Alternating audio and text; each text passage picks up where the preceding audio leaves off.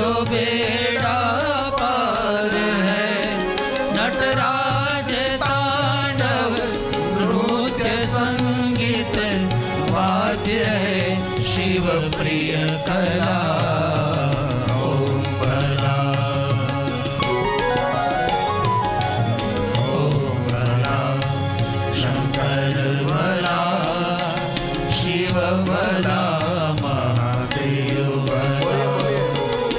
ओम भला शंकर भला शिव भला महादेव भला। डाक डमरू त्रिशूलधर निज चंद्रपाल करे कला। ओम भला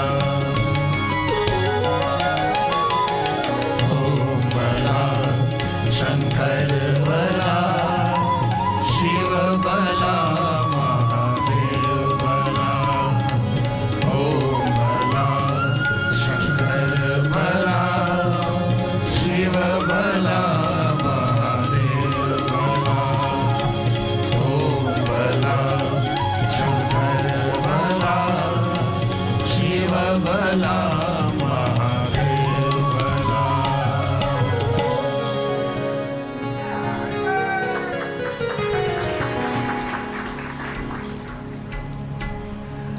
भगवान व्यास जी ने शिव महापुराण अंतर्गत कहा, आदि पूजा, मूल पूजा, पहली पूजा भगवान महादेव के निराकार लिंग स्वरूप की पूजा। कलम ने कहा था कि एक शिवलिंग का पूजन करने मात्र से विश्व के सभी देवी देवता, ग्रह, तीर्थ, नक्षत्र, पितृ सबकी पूजा एक शिवलिंग में है। जैसे एक पंचाक्षर मंत्र का जाप करने से विश्व के सभी मंत्रों के जाप का फल मिलता है। अब कभी अलग अलग कोई भी मंत्र का जाप न हो सके तो एक पंचाक्षर मंत्र का जाप करने से मनुष्य को विश्व के सभी मंत्रों का जाप करने का फल मिलता है। इसलिए हालता तालता बैसता उठता खाता पीता उगता जागता निरंतर इस पंचाक्षर मंत्र का जाप करना चाहिए। सभी ग्रहों के मंत्र भी पंचाक्षर मंत्र में। पितरों को तृप्त करने वाला मंत्र पंचाक्षर है। जो पंचाक्षर मंत्र का जाप करता है उनके पितृ कभी अतृप्त नहीं रहते, उसके जीवन में कोई अतृप्ति नहीं रहती। इसलिए विश्व के सभी देवता ओम नमः शिवाय मंत्र का ही जाप करते हैं। विश्व के सभी देवता निराकार लिंग स्वरूप का ही पूजन करते हैं, जो मूल पूजा है। लेकिन कलयुग का प्रभाव है, जिन देवताओं का कहीं शास्त्र पुराण वेद में कोई वर्णन नहीं, ऐसे कलयुगी देवताओं की लोग पूजा करेंगे। मूल शिव जी को छोड़कर अन्य स्थान पर वो भटकने लगे। कलयुग का प्रभाव रहेगा। इसलिए घर में भी एक छोटा सा शिवलिंग रखना चाहिए। उसको चलित शिवलिंग कहते हैं। उसके सामने बैठकर आप पूजा कर सकते हैं। पवित्र श्रावण मास उत्तर भारत में शुरू हो गया है। हमारे दक्षिण भारत में और गुजरात महाराष्ट्र में अभी 15 दिन पीछे श्रावण मास शुरू हो गया। श्रावण मास में विशेष करके एक दिन उपवास करें, एक दिन भोजन करें। ये व्रत की श्रेष्ठता है। ऐसा न हो सके तो रोज मिताशी एक बार थोड़ा सा भोजन करें। उपवास हो सके तो बहुत बड़ी बात है, न हो सके तो भोजन करके भी पवित्र श्रावण मास का व्रत कर सकते हैं। पवित्र श्रावण मास में विशेष प्रकार से श्वेत वस्त्र पहनना चाहिए।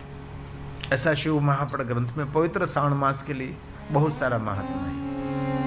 और सोमवार के दिन भी श्वेत वस्त्र पहनना चाहिए। कल सोमवार है, इसलिए आपके पास श्वेत वस्त्र है तो जरूर पहन कर आए, नहीं है तो खरीद लीजिए। एक नया एक जोड़ी कपड़ा आ जाएगा। शिव साधना में, शिव उपासना में श्वेत वस्त्रों की प्रधानता है। इसलिए पवित्र श्रावण मास में जितना हो सके इतना महादेव का आराधन करें। इस पंचाक्षर मंत्र से सभी ग्रह तीर्थ देवता तृप्त रहते हैं, पितृ तृप्त रहते हैं। कोई ग्रहों की पीड़ा है तो आप पंचाक्षर मंत्र का जाप करें तो ग्रह पीड़ा शांत हो सकती है।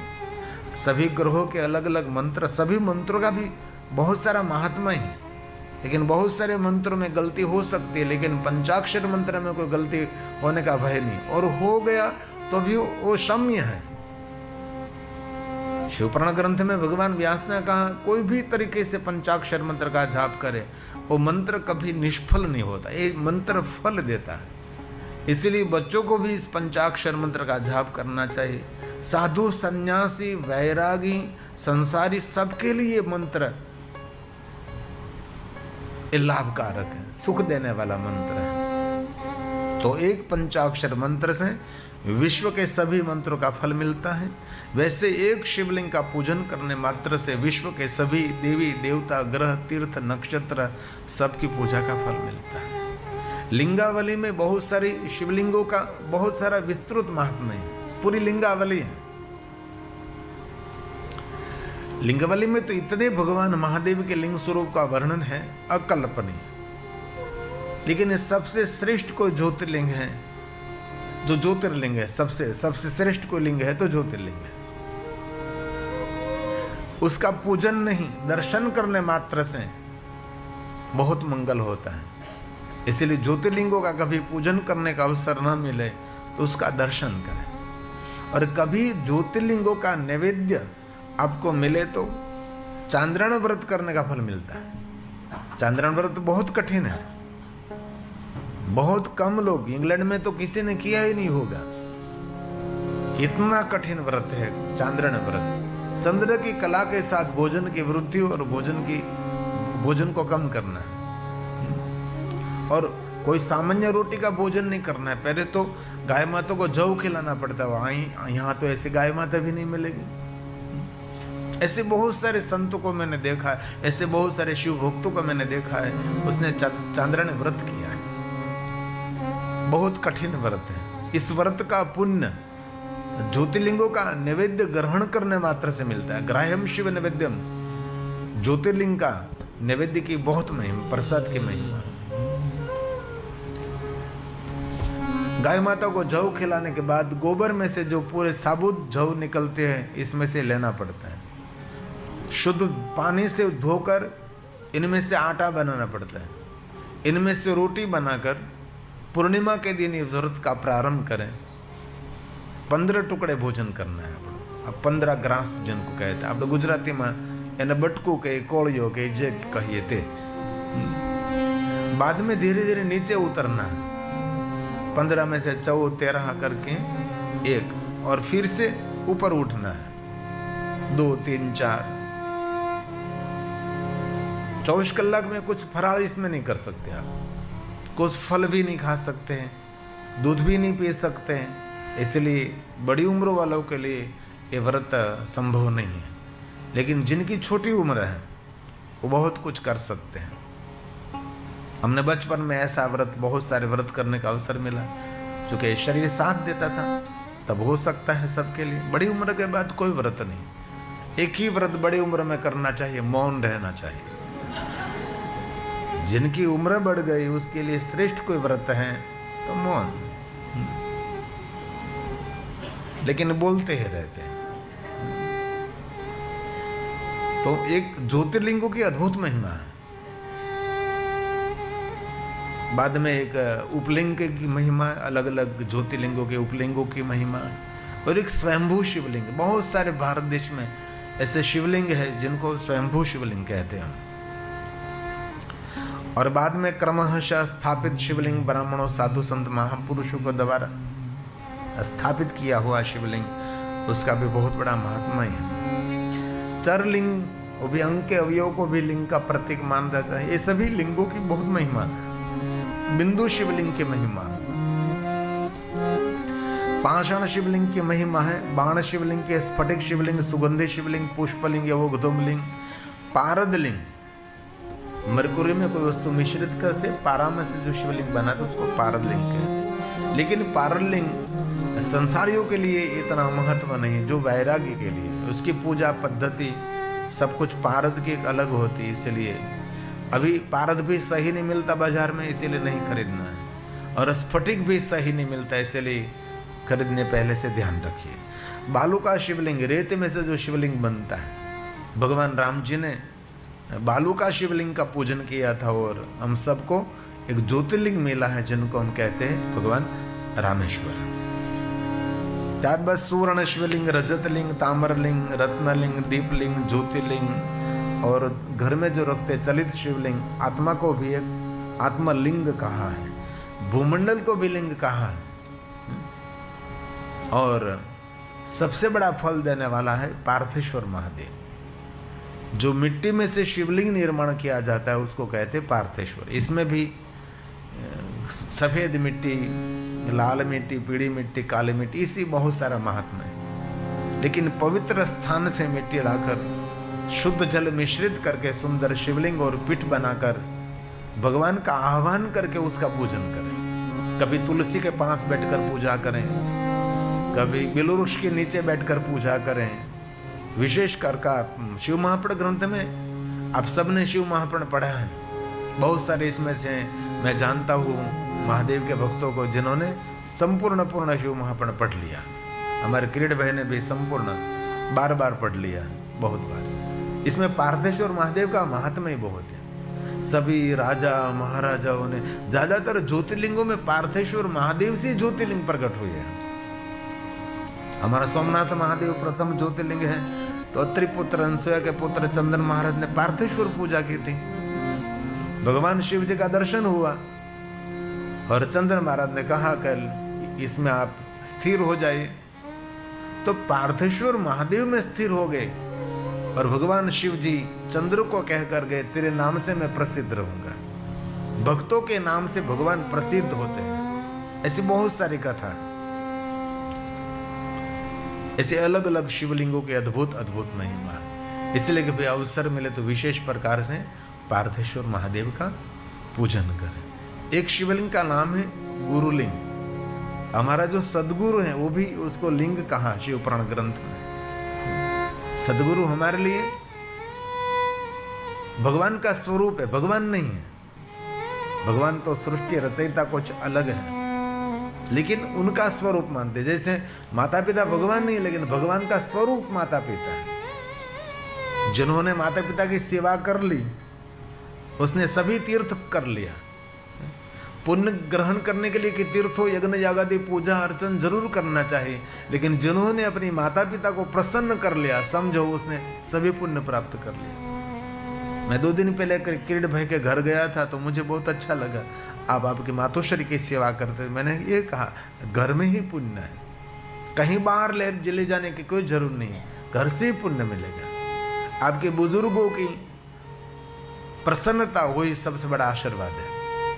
आपके दादा दादी की सेवा करते हैं, उसके मुख पर प्रसन्नता आ गई और कहते कहते आंख में आंसू आ जाते कि हमारी बहुत सेवा करते, वो सबसे बड़ा आशीर्वाद है। इसीलिए माता पिता भगवान नहीं, भगवान का रूप है। सदगुरु भगवान नहीं, लेकिन भगवान का स्वरूप है।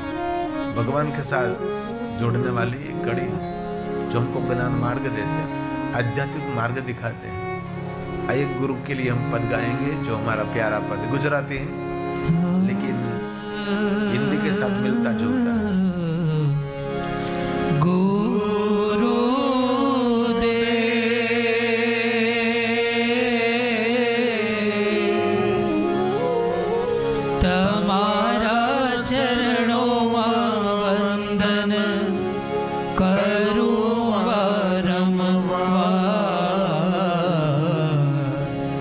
गुरुदेव तो ज्ञानी मूर्ति कह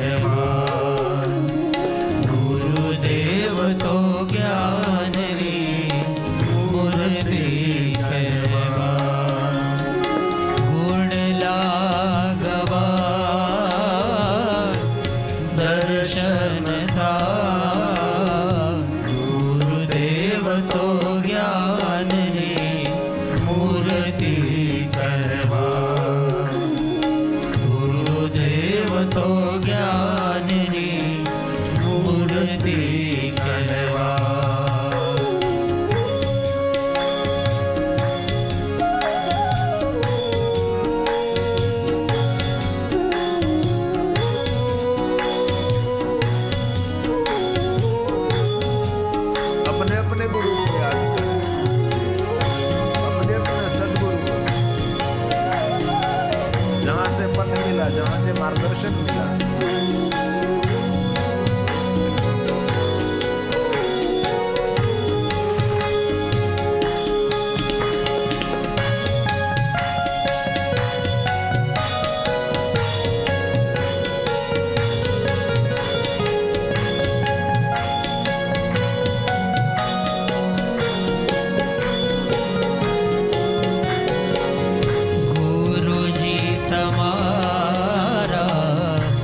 दर्शन करता ज्योत आनंदनी जागे,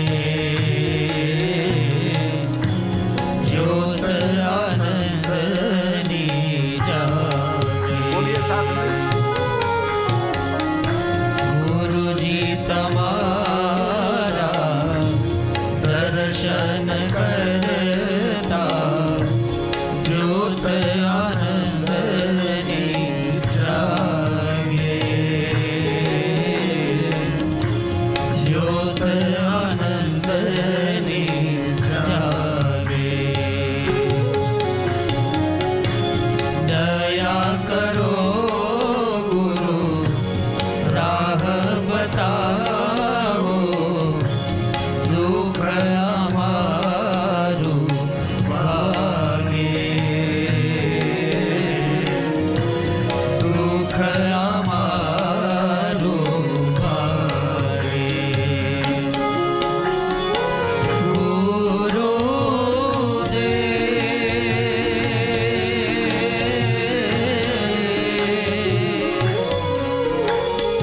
हमारी जीवने शांति आपो, रटुआ रमवा।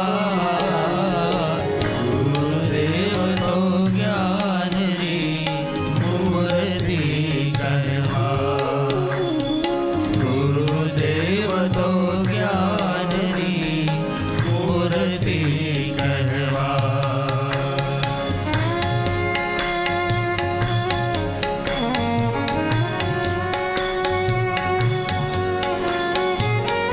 बंदौ गुरुपद कंज कृपा सिंधु नररूप, महामोह तम पंज दास वचन रविकरण कर, अज्ञान को दूर करते,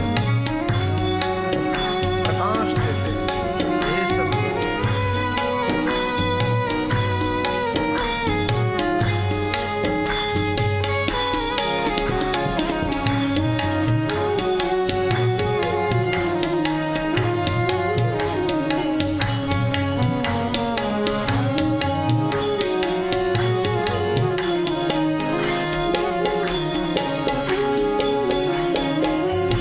आत्मा तमारो पर उपकारी, उपकार करो अंतर्यामी, उपकार करो अंतर्यामी। आत्मा तमारो पर उपकारी, उपकार करो अंतर्यामी।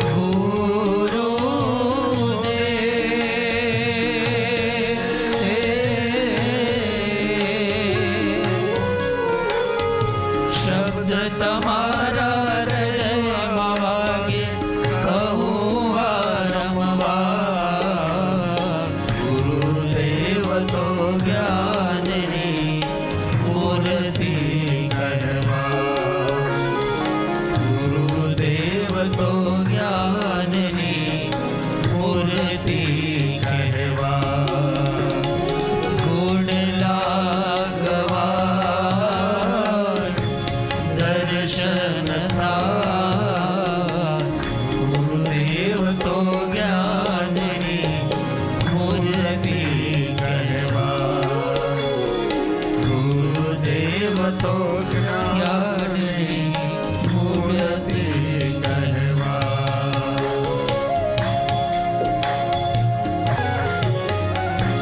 शोभा हमारी आप बढ़ाओ, भव सागर तर आजे,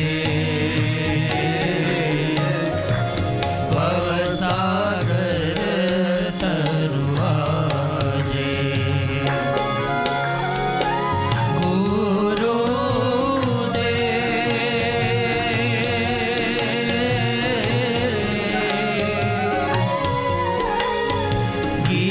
તમારા ગુણ લાગાવે, ગાવે દિવસ રાત। ગુરુદેવ તો જ્ઞાનની મૂર્તિ કરવા। ગુરુદેવ તો જ્ઞાનની મૂર્તિ કરવા।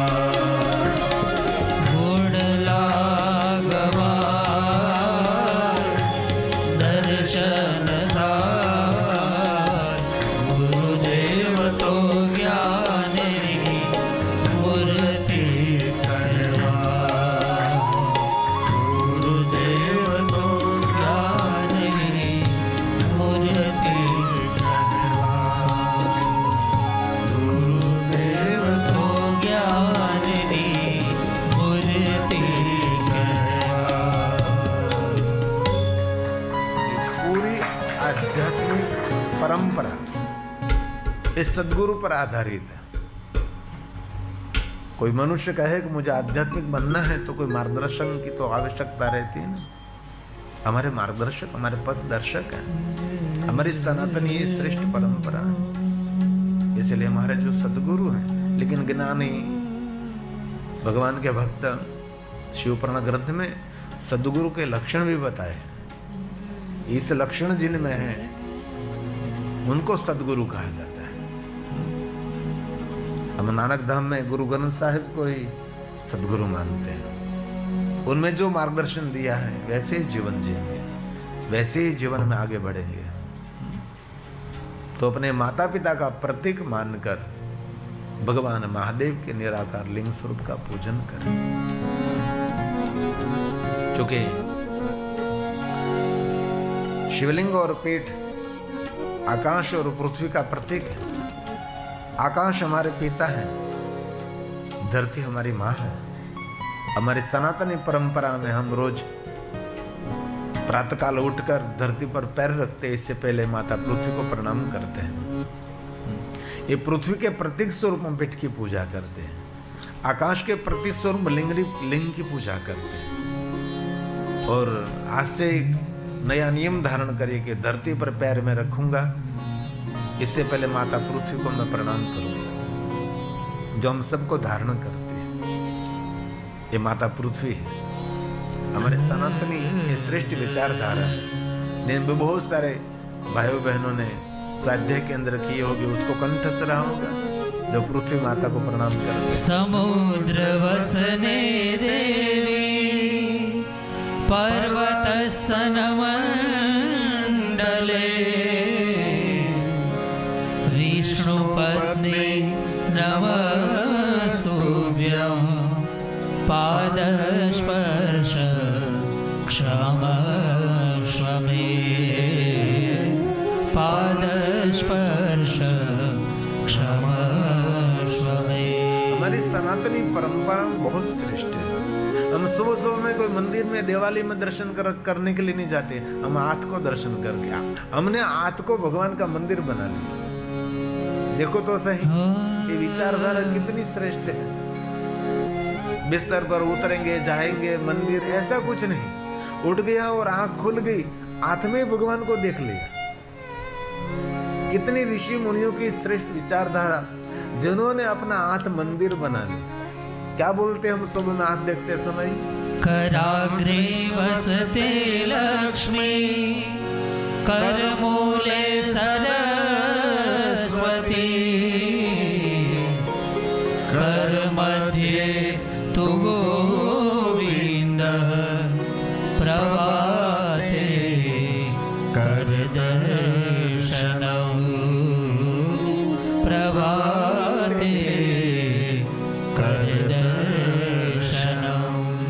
आते, मंदिर में जाने की जरूर नहीं, आपका आंख हो ही भगवान का मंदिर, देखो तो सही। लेकिन हम लोग नहीं करते, बहुत कम लोग हो गए जो सुबह में अपना हाथ देखकर भगवान को याद करते हैं। और भगवान को भी प्रार्थना करनी चाहिए, भगवान आपने हाथ दिया है तो आपकी पूजा करने का अवसर मिले, आपने हाथ दिया है तो किसी की सेवा करने का अवसर मिले, आपने हाथ दिया है तो किसी को भोजन बनाकर भोजन कराने का अवसर मिले, आपने हाथ दिया है तो कभी किसी को दक्षिणा देने का अवसर मिले। ये हाथ का सम्मान है। हाथ का सम्मान करने के लिए उसको कभी गुलाल पुष्प चांदी ऐसे, ये हाथ का सम्मान नहीं, संपत्ति का सम्मान दक्षिणा है, दान है। कितनी सुंदर विचारधारा। और एक नियम भी धारण करना है, सुबह में बिस्तर में आपकी आंख खुल गई, जितने स्तोत्र मंत्र स्तुति कंठ से सब पाठ कर लीजिए, एक भी नहीं छोड़ना, एक भी नहीं। बहुत सारे स्तुति तो कंठस्थ रहती है, सभी नहीं रहते, लेकिन 2 3 4 तो कंठस्थ आपको रही होगी। जो कंठस्थ नहीं है तो जितने ईश्वर के नाम आपको मुखपाठ कंठ, सभी ईश्वर का नाम बिस्तर में ही ले लीजिए। मैं बहुत समय पहले से लगभग 20 साल पहले मैं सूरत में कथा कर रहा था, वहां से एक बहुत बड़े उम्र वाले एक बा ने मुझे एक बताया था, बापू मैं ऐसा करती थी, मैं बिस्तर में भगवान की संपूर्ण पूजा कर लेती हूँ, बिस्तर में ही मन से स्नान कर लेती थी, बिस्तर में जो विवृद्ध थी, इसे सब कुछ अपने बिस्तर में भगवान का नाम जप स्तोत्र पारण सब कुछ। एक माला नहीं करती मैं सोते सोते, मैं स्मरण करती हूँ, मैं ईश्वर को याद करती हूँ। और एक और भी नियम धारण करना है, सभी अपने इष्ट अपने कुल देवता कुल देवी सबको याद करने के बाद कभी भूलना नहीं है माता सरस्वती को याद करें, क्योंकि व्यवहार का आधार ये वाणी है। जिनके पास मधुर वाणी नहीं वो कंगाल है, वो सबसे बड़ा भिखारी है। इस पृथ्वी के 3 रत्न है, अन्न जल और मधुर वाणी। मधुर वाणी को रत्न कहा है। आपकी शोभा आपकी मधुर वाणी है। इसलिए आज से दृढ़ प्रतिज्ञा करेंगे, हम कभी कटु शब्द नहीं किसी को कहेंगे, कभी गलती से भी किसी को कटु शब्द नहीं सुनाएंगे। और कटु शब्द हम सुन लेंगे लेकिन किसी को सुनाएंगे नहीं। कर सकते हैं आप, जहां तक जीवन परिवर्तन नहीं होता वहां तक नया आवर्तन कैसे हो सकता है। जीवन में कुछ परिवर्तन, बहुत लोग ऐसे होते हैं जो मन में जो मुख में है वो बोल देते हैं, नहीं, कभी नहीं बोलना चाहिए। 100 बार सोच समझकर एक शब्द का प्रयोग करना चाहिए। माता सरस्वती मीठी वाणी देती है, माता सरस्वती मधुर वाणी प्रदान करती है। माता सरस्वती को याद करने से पूजन करने से ज्ञान शक्ति बढ़ती है। लक्ष्मी जी की उपासना करने से द्रव्य शक्ति बढ़ती है और महाकाली की उपासना करने से क्रिया शक्ति बढ़ती है। सबके पास अलग अलग शक्ति रहती है। इसलिए कल से सुबह में आंख खुल गई, माता सरस्वती को ऐसी प्रार्थना करे, भगवान हे माँ मुझे मधुर वाणी प्रदान करे, मुझे कभी झूठ बोलने का अवसर मत दीजिए, मैं सत्य बोलूं, मैं मधुर बोलूं, दोनों को प्रिय। जिनकी सरस्वती रूठ जाती है ना उसकी वाणी में कटुता आ जाती है। वाणी की कटुता जीवन को नर्क बना देती है, आपके आसपास कोई फर्केगा भी नहीं।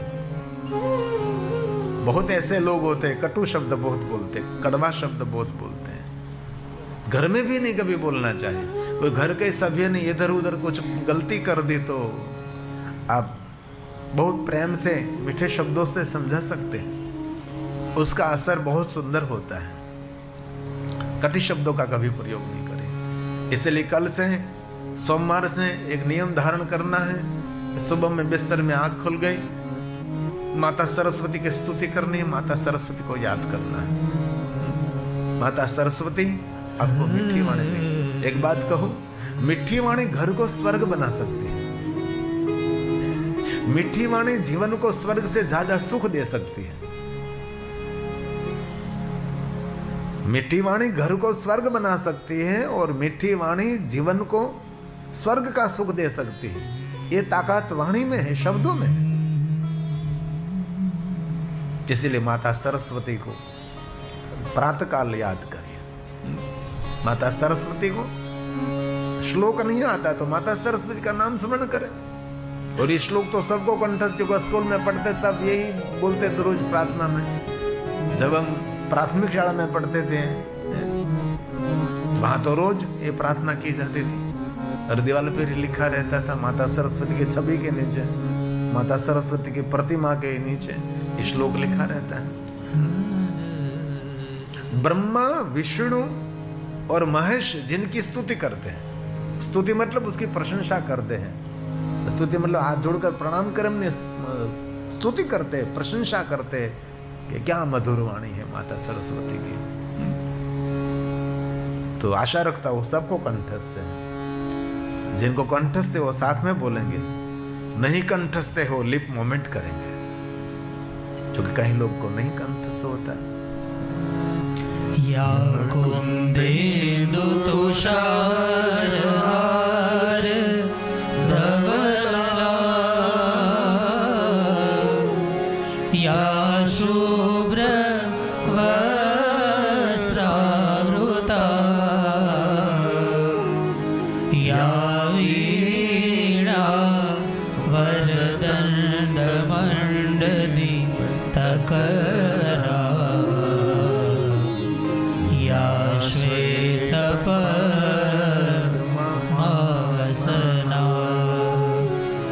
या ब्रह्माच्युत शङ्कर प्रभृतिवे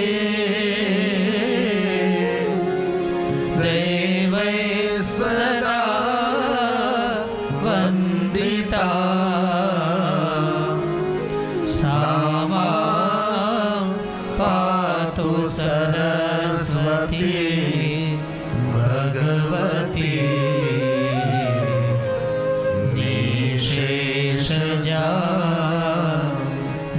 निशेषजाड्यापहा, निशेषजाड्यापहा।